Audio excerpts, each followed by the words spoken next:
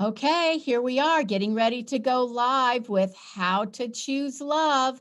I'm waiting for everything to connect. We're almost there. Take a nice deep breath. Hang on, we're almost there. There we go. There we go. Hello, and welcome to How to Choose Love. I am your host, Diane Haworth, and in this show, we're all about giving you tips, tools, techniques, ways that you can bring consciousness to the chaos of your everyday life. If you're like me and most people that I know, there's been a little chaos. What we're going to talk about today is actually one of my favorite ways to choose love. So I'm very excited. You might actually want to get a pen and paper or remember to come back and look at this video again. You can always post comments under here. I won't be seeing them during the broadcast, but I am able to see them afterwards, and I'm happy to answer any questions you have. So, you ready? Here we go. One of my very favorite ways to choose love is to actually speak to love. Now, when I'm talking to love and about love in this context, in the context of my show, I'm not talking about the love of attachment, like I love my husband, I love the holidays. I'm talking about the intelligent, expansive, creative energy that I call love. Some people will refer to this as the God of your understanding, spirit, universe, whatever it is you think that creates the galaxies, that makes your heart beat, that causes flowers to bloom. That's what we're talking about. I call it love. And I actually dialogue with love every day. One of my favorite practices after my meditation is while I journal, my very last entry is a question. Love, what would you most have me know today? That's it. Love, what would you most have me know today? And then every day I'll get a different message. Sometimes I'll ask specifically, love, what do you want me to know about this situation? Or what are the next three best moves for my business? But I go directly to love. And that's one of my favorite ways to choose love. Now, one day when I did that, things were a little different. Usually I'll get a sentence or two, sometimes a list of things that I'm being directed and guided to do. But on this particular day that happened a couple years ago, I was actually in a event with my mentor and one of my favorite teachers, Dr. Robert Holden. He's the one that taught me this question actually. And he was leading this group of about 200 people through an exercise. He had us pair up, and I was paired with a lovely lady. I did not know her. And we were to take turns. Whoever was going first, it happened to be me, was to shut their eyes, just take a few deep breaths in and out, and imagine that we were seated on a foundation of love. And when we were ready, we were asked to ask the question silently to ourselves. Love, what would you most have me know today? So I did that, expecting, I'd get a couple little sentences here or there. And what happened next, I can only describe as a direct divine experience. Immediately after I asked that question, I could see myself at my daughter's house. I was up here as an observer. I was watching this scene, and I watched myself go up her walkway, and she has 3 steps that go up to her front door, and her door, usually if she knows I'm coming, she's got the screen door or the outer door, which is glass, right, open or ready for me. On the other side of the door, I saw my little grandson, who at the time was about 15 months old. His name is Emery. And what I saw as the observer was my heart open. I saw the love that I have for him go from my heart to his heart, and then the love he has for me come back from him to me. It was this beautiful circle of love, but I was seeing it. I was observing it. And then I heard a voice, greet everyone with an open heart without an agenda. Now, the next thing I knew, I was looking at my grandson, who is absolutely gorgeous, as any grandmother thinks of their child, right? He's just absolutely beautiful child. But I wasn't looking at his physical self. It's like I was looking through him. I could see this beautiful iridescence light in the center of his being.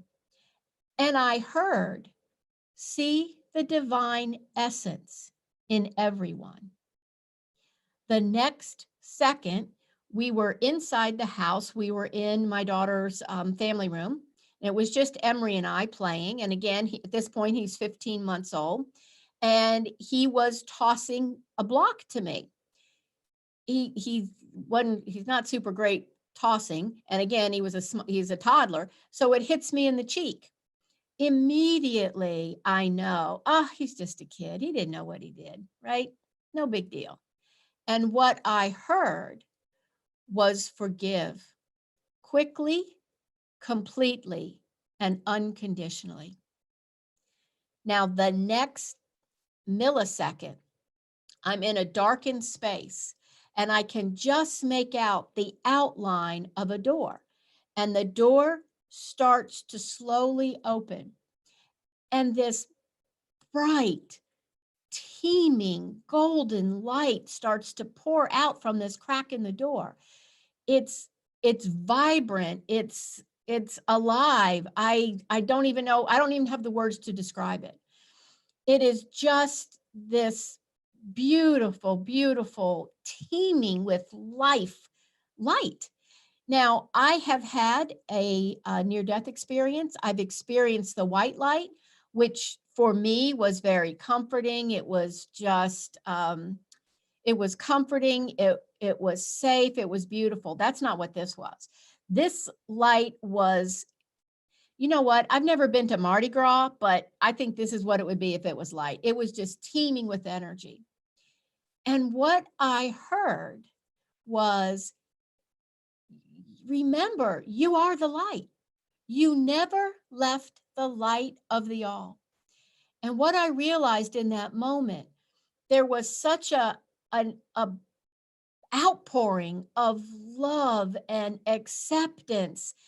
It made me realize that the deep, profound love I have for my grandson is so infinitesimal to the love that sustains and supports us all. It was amazing. And then just like that, it was over. And I opened my eyes, and the poor lady that, I'm doing the exercise with, I'm crying, and she wants to know what happened. I could barely speak. Now, there's a lot more to that story, but that's the essence. Asking love gave me this direct divine experience where I was literally told to be love. And I was given 4 ways to do that. It's really a process. That's what we're going to talk about today. This process of how you can be love using these principles that I was given. And that's what I call them, the be love principles. Now, one of the things that I wanted to just be really honest to you about is when I first got these principles, it was disorienting. It took me months to actually just absorb this and understand what I was supposed to do with it. Eventually, I started telling people that I thought would be supportive. And of course, the reaction was always loving support. There wasn't any issue like that, but still, I was just really confused. What do I do with this? I started using those principles and experimenting with them, really. on myself in my own daily routine. I started taking notes. I started saying, what would it be like if I just took these one by one and just really kind of experimented with them? So, for example, one week I decided to greet everyone I saw with an open heart without an agenda. We'll talk about that a little later, but consciously for a week, everybody, even people on TV, people, just everybody, I really worked hard to do that. And it was amazing the things that happened. So I started using them for myself. Then I started to introduce these principles to my clients. And then I started to have little classes on the Be Love principles. And I developed exercises. And when I say I developed them, I would sit and ask to be guided. How how do I share these? Show me how to do that. If love gave them to me, I figured love would know what I'm supposed to do with them. I mean, that's what I figured. And that's what happened. I do also want to be really honest. I wasn't always as excited about it as maybe as I could have been. There was resistance. Boy, that's something that's unusual, right? Who hasn't had resistance? But yeah, I resisted it. I was given this beautiful experience and I was a little resistant, but I started doing classes. I created a website, beloveprinciples.org. That's something that anybody can go to and look things up. That's a really wonderful resource for you. I also decided that I wanted to really let love guide me. So I sat last, I don't know, almost a year ago, and I said, show me the next step in this process of introducing the Be Love principles to the world. And what I was led to do was to create a research project. I'm not a scientist. I don't know how to do a research project.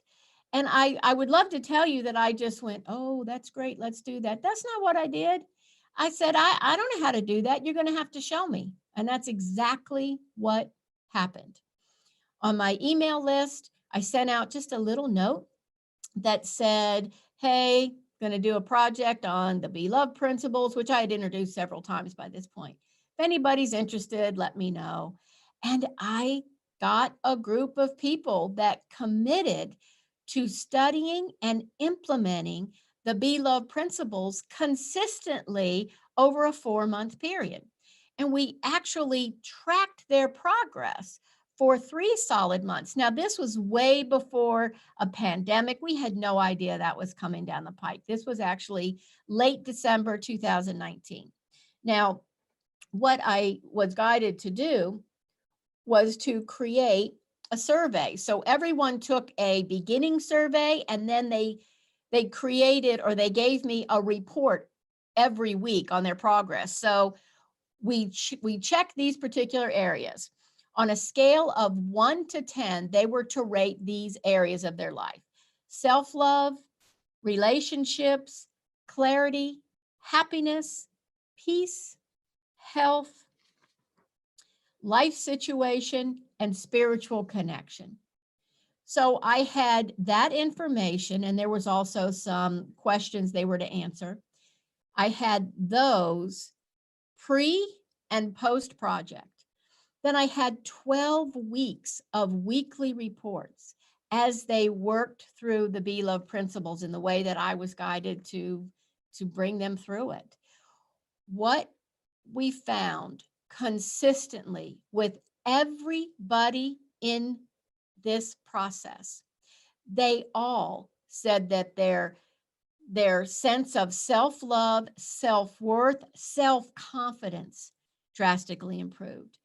Their ability to forgive themselves and others, their happiness with themselves, happiness with their relationships, in their work relationships, it all drastically improved. There was actually one lady who had fairly high scores going into this. She was pretty happy with her life, actually. She was much more interested in being part of the project, more from an academic perspective. What she found was that her definition of a 10 increased. So what she thought was a 10 coming in from a happiness perspective, for example, that actually increased. So her understanding of how loving she could be, how much she could love, how good her relationships could be, how much she could feel connected to spirit, all increased, all across the board. It was incredible. People's health shifted. Now, I'm not a doctor, I'm not a therapist, I'm a coach. I work in the spiritual realm. Everybody knew exactly, right, what the parameters of our research was. All I had them do was concentrate on the principles in a particular sequence. That's it. And most of the time, I didn't know necessarily in advance how we were going to do that. I was guided the whole time. One thing that I was so impressed by was the more people opened up to understanding and accepting that we are all connected, not only to each other, but to that light of the all, and they allowed themselves to be guided, their lives just took miraculous turns.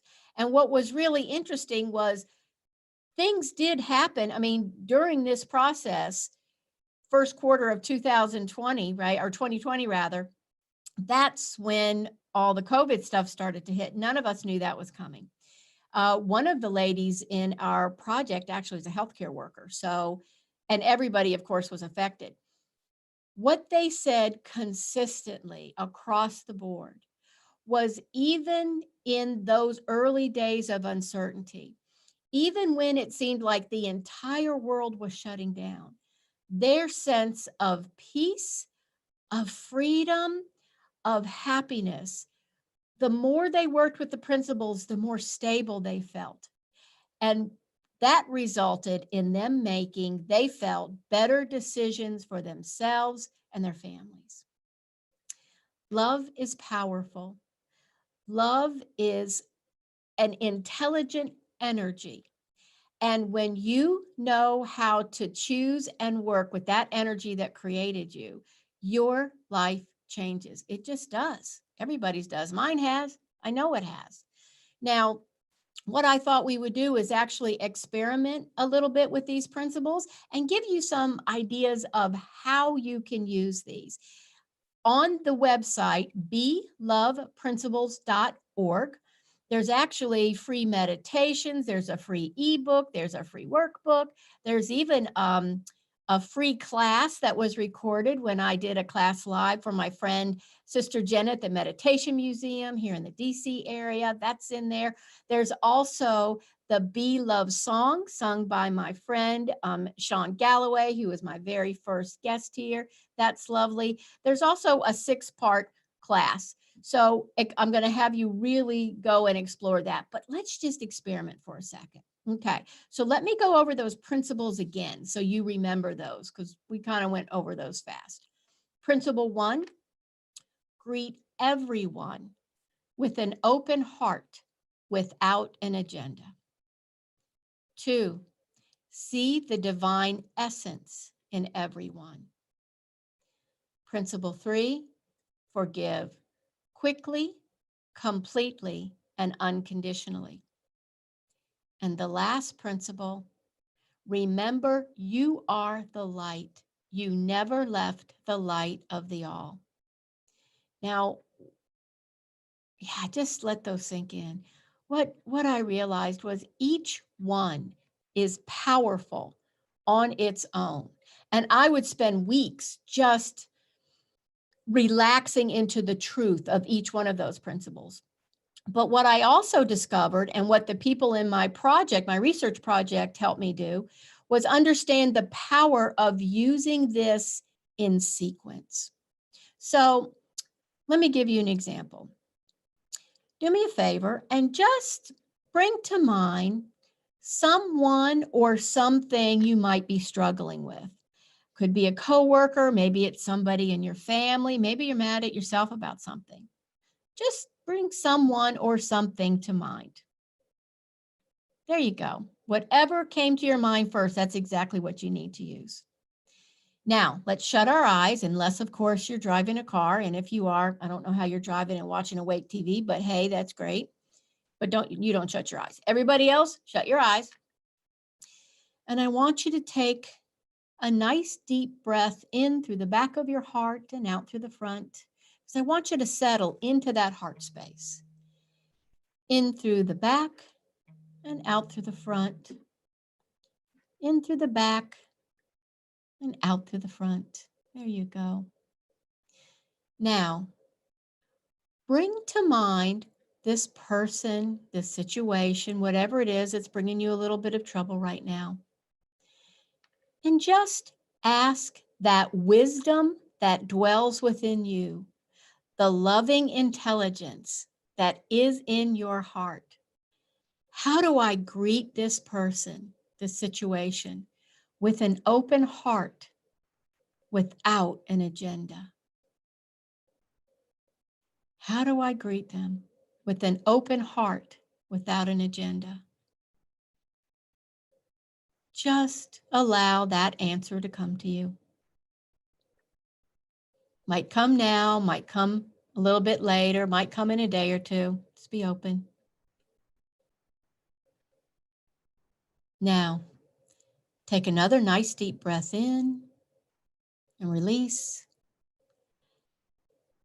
And in the sacred space of your own mind, say, show me the divine essence here. Show me the divine essence here. Good.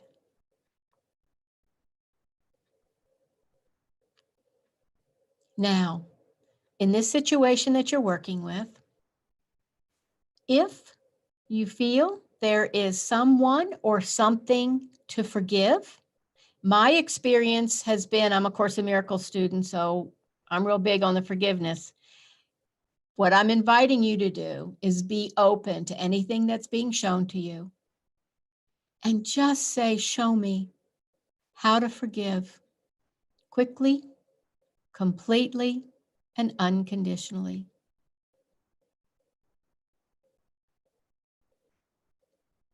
Good. That's one that usually evolves and unfolds.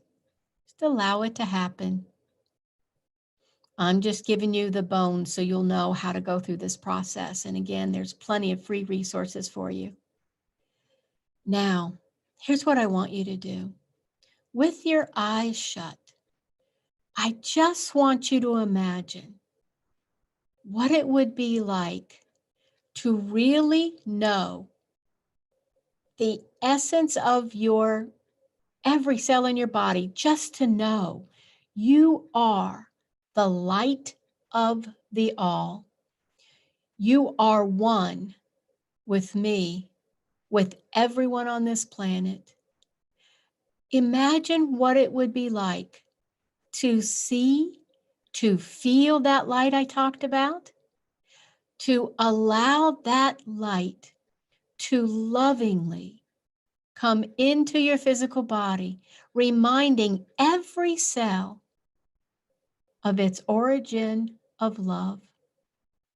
What would it be like if every cell in your body started to resonate from that original place of divine love?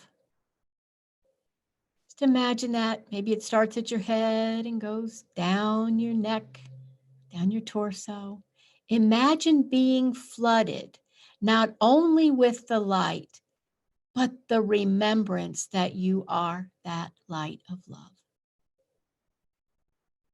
Doesn't that just feel fantastic? Yeah, it does. Okay, time for one more thing. Let's take a nice deep breath and open your eyes, because I really want to see you when we talk about this last point. One of the most transformative exercises that I led the research group through was applying all these principles to themselves. Now, I've done this, and while I hope you do all kinds of things with the Be Love principles, Most importantly, you use them in the way that you're led to. I really invite you to use them on and for yourself. So here's a couple ways to do it. One of the things that I do absolutely without fail every morning, as soon as I wake up, I'm not even out of bed yet, I say, thank you, thank you, thank you. Show me how to be loved today. Show me how to greet everyone with an open heart without an agenda. Show me how to see the divine essence in everyone and everything. Show me how to forgive quickly, completely, and unconditionally. Remind me that I am the light. I never left the light of the all. That's how I wake up every day. One of the things that the people in the research group loved was using the Be Love principles in the mirror. So they would greet themselves in the morning, look at themselves in the eye, in the mirror, and say, show me how to see myself with an open heart, without an agenda. That's powerful. If you do nothing else from this talk, I really encourage you to do that. But I also encourage you to take it and go to the next step. Show me my divine essence. Look yourselves in the eyes and say, show me how to forgive myself from anything that I'm holding on to, quickly, completely, and unconditionally. Show me I am the light. Can you see how if you made this a practice, this could absolutely change the way you look at yourself, the way you look at your family, the way you look at people at work? And can I tell you, it even works with politics. It changes everything. When you orient your life and dedicate your life to seeing through the eyes of love, everything changes, everything. There are many, many wonderful ways to choose love. Using the Be Love principles is absolutely one that's changed my life. It has changed the life of my clients, of my friends, and my family. Allow it to work for you, and it'll change your life too.